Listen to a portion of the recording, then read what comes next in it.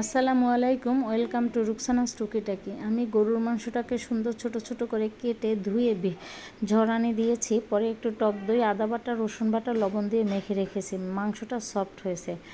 এখন আমি পেঁয়াজ বেরেস্তা করে রেখেছি।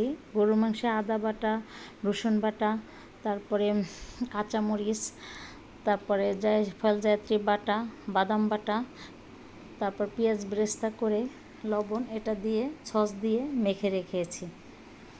মেখে এখন কষিয়ে নিতেছি। এটা কষানো হয়ে গেলে এই যে পানি বের হয়ে গেছে, একবারে শুকিয়ে মাখা মাখা করে আমি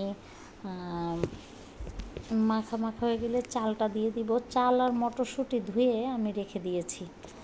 এখন শুকনো শুকনো যখন হবে তখন চাল আর মটরশুঁটিটা দিয়ে নাড়তে থাকবো, অনেকক্ষণ নেড়ে নিব, কারণ এটা মানে ভাজা ভাজা কষা কষা হয়ে গেলে সুন্দর একটা সেন্ট বের হয়। যে মটরশুঁটি একত্রে দিয়ে দিয়েছি আমি। বিরিয়ানি তেহেরি আসলে সবাই পছন্দ করে, বিশেষ করে বাচ্চারা তো খুব পছন্দ করে। এখন ওই সুন্দর করে ভাজা হচ্ছে, এপিট ওপিট উল্টিয়ে পাল্টিয়ে নিচ্ছি। হয়ে গেছে প্রায় ভাজা। আমি এটা যখন পরিবেশন করব তখন বেরেস্তা উপরে, বেরেস্তা এলাচি, দারচিনি, লং দিয়েছি, তেজপাতা দিয়েছি। অনেক সুন্দর একটা সেন্ট বের হয়েছে।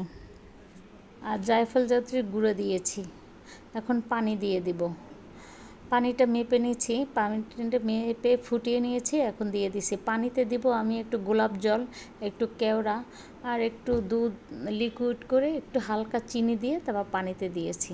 এখন ওটা দমে রেখেছি। এই যে হয়ে গেছে। আর এদিক দিয়ে আমি আলুটাকে লবণ আর জাফরান দিয়ে তেলে ভেজে নিয়েছি, একবার সিদ্ধ হয়ে গেছে।